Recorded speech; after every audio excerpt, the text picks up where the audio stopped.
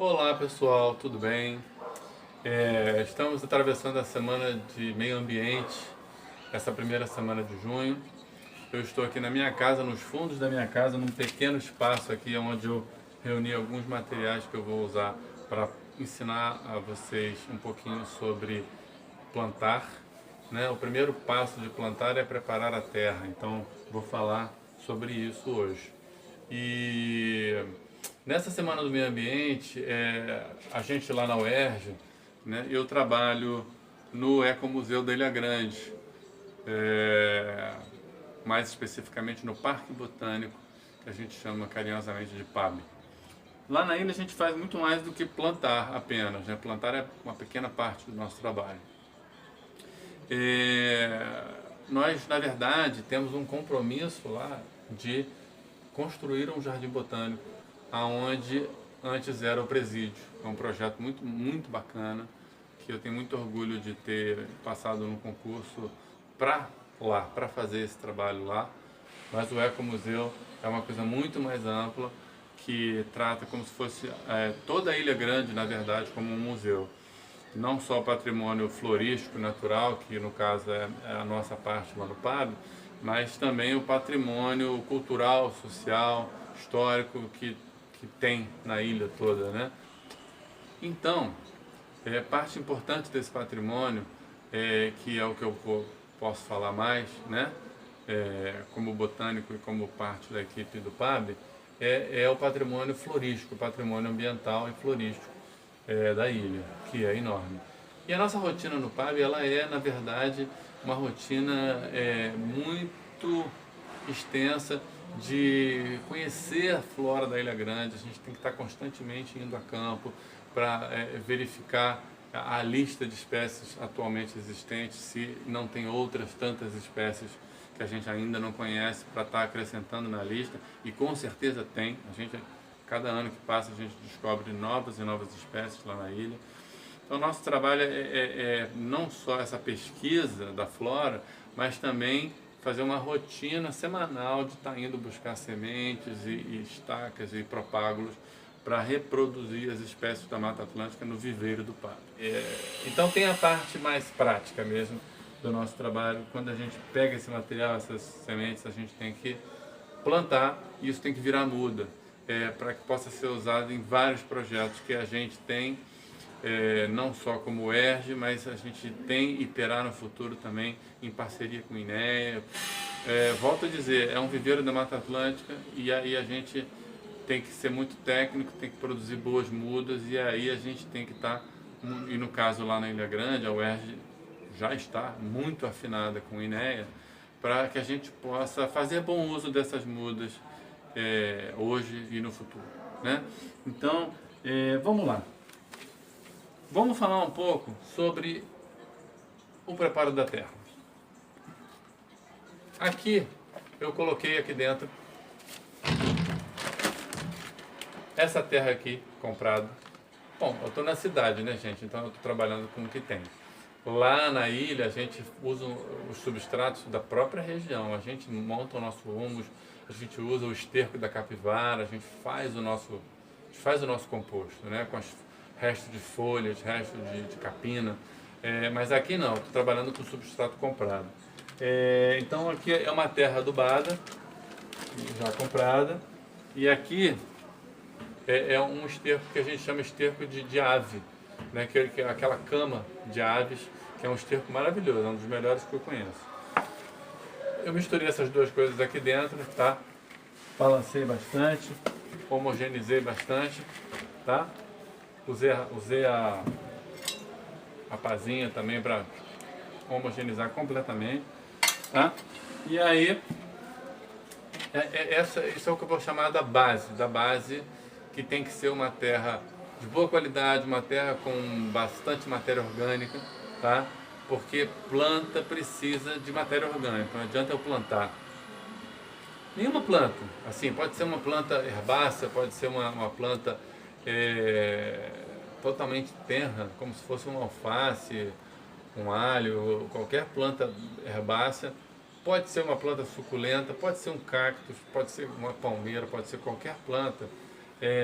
Não adianta dizer, o cactus gosta de solo pobre, isso é lenda, tá? Então, na verdade, a gente tem que ter matéria orgânica. As plantas precisam de matéria orgânica e água, principalmente, tá? Só que todo solo que você põe um alto teor de matéria orgânica, aquela chamada terra preta, né, ele se torna, ele na maioria das vezes vai se tornar um solo higroscópico. O que quer dizer isso? É um solo que chupa água, que ele retém água, tá? Então, isso, para a maioria das espécies, principalmente para cactos e suculentos, é uma péssima coisa. Um substrato que ele é bom, porque ele tem tudo que a planta precisa do ponto de vista nutricional, mas ele é ruim do ponto de vista da drenagem, tá? Ele retém muita água, a água fica parada no pé da planta, fica parada na raiz ali e não drena, não escoa. Isso é ruim de um modo geral para todas as plantas, tá? Não esqueçam disso. Solo mal drenado é ruim para quase todas as plantas. As únicas plantas que vão gostar de um solo mal drenado são plantas de pântano, plantas de manguezal. Mesmo assim, eu vou te falar que o manguezal tem lá a sua ciência das águas estuarinas, né? Do mar, que entra no manguezal com mais salinidade, depois vem a água do rio com menos salinidade que passa de volta. Então também tem ali toda uma dinâmica que para aquelas plantas gostarem daquele ambiente, né?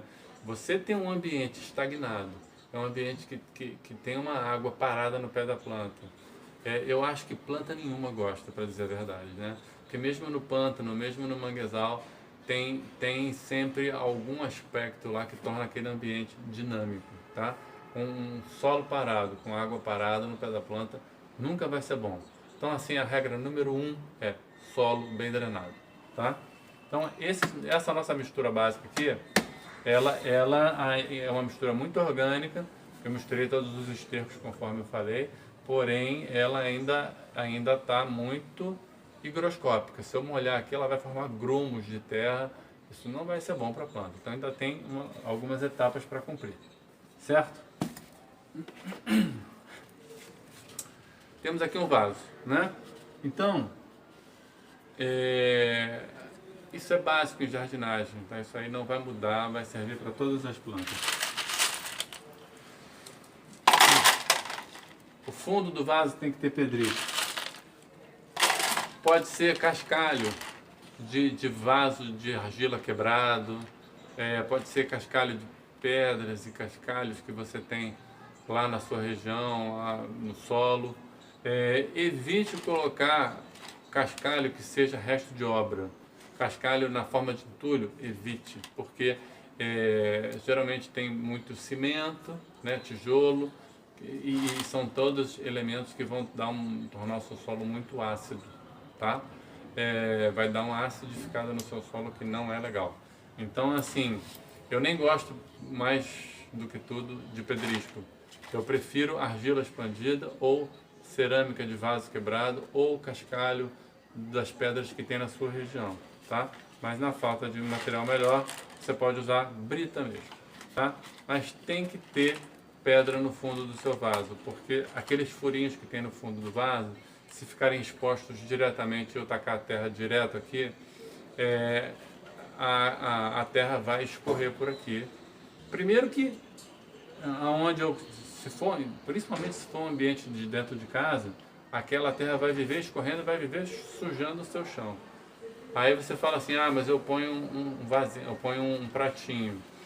Então, assim, mesmo assim, com o tempo a terra vai escorrendo para dentro do pratinho, o pratinho vai ficar uma lama, vai ficar um nojo. E aí, quando você for mexer nisso, invariavelmente você vai sujar a sua sala. E você vai perdendo a terra. A terra rica, orgânica que está aqui dentro, ela vai sendo lixiviada, ela vai sendo drenada e vai sendo perdida, e a planta com o tempo vai entrar em sofrimento. O seu solo que vai sobrar aqui vai ser um solo completamente mineralizado. A parte orgânica vai embora e o que sobra é a parte mineral do solo. O ideal seria agora, em cima da brita, colocar uma manta que a gente chama de bidim, tá? É uma manta própria para isso. A gente corta mais ou menos no formato do vaso, bota a manta aqui, tá? Por quê? Porque aí essa minha camada de brita, que é, vamos chamar assim, a camada de drenagem, né, que realmente aumenta substancialmente o poder de drenagem do meu vaso, essa camada de drenagem, ela, através do bedim, dessa manta, ela fica totalmente separada da minha camada de substrato, da minha camada de terra, tá? Então, as vantagens de ter o bedim é que a minha terra completamente separada da brita, ela quase eu não vou perder essa terra, ela quase não vai escorrer. Eu vou reter mais a matéria orgânica por mais tempo dentro do meu universo aqui, do meu vaso, tá? Ok, como nós não temos bedim aqui, então eu vou simplesmente pegar esta terra super adubada, volto a falar, é uma mistura de terra adubada com esterco de galinha, tá? Que é o melhor adubo que eu conheço. Eu vou simplesmente preencher aqui no meu vaso. Eu poderia usar a ferramenta, né? Poderia usar a ferramenta, mas, sinceramente, eu prefiro usar a mão, tá? Então, ok.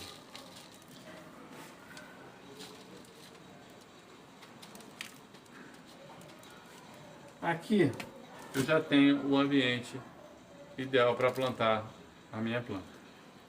Isso se for uma planta herbácea, uma planta bem tenra, tá? Ela vai ficar feliz nesse ambiente aqui.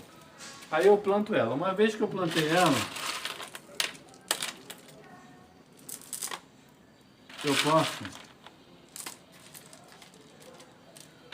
fazer acabamento no meu vaso, tá? Eu posso usar a brita para fazer uma função de acabamento. Então eu faço as camadas todas que eu já falei, planto a planta e uso. Só para finalizar esse vídeo, né, que eu acabei de fazer para vocês, falando um pouco sobre como se montar um vaso, todos os aspectos importantes para serem considerados na montagem de um vaso, e espero que tenha ficado claro que o aspecto mais importante de todos é a drenagem. Seu vaso tem que ter uma boa drenagem. Eu terminei o vídeo mostrando a última camada de brita, que é uma camada de acabamento, né?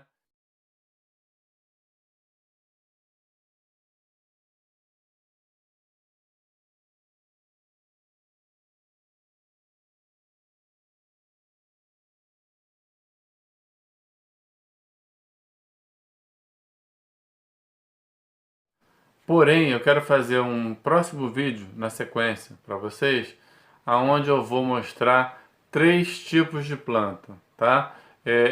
A gente vai mais uma vez fazer a montagem do vaso, mas vai fazer a montagem do vaso para uma planta mais tenra, mais herbácea, como seria. Depois eu vou fazer um segundo vaso com uma planta suculenta, e como seria essa mistura? Porque vai ter pequenas alterações aí, tá? E um terceiro vaso com cactos. Como seria essa mistura, esse substrato?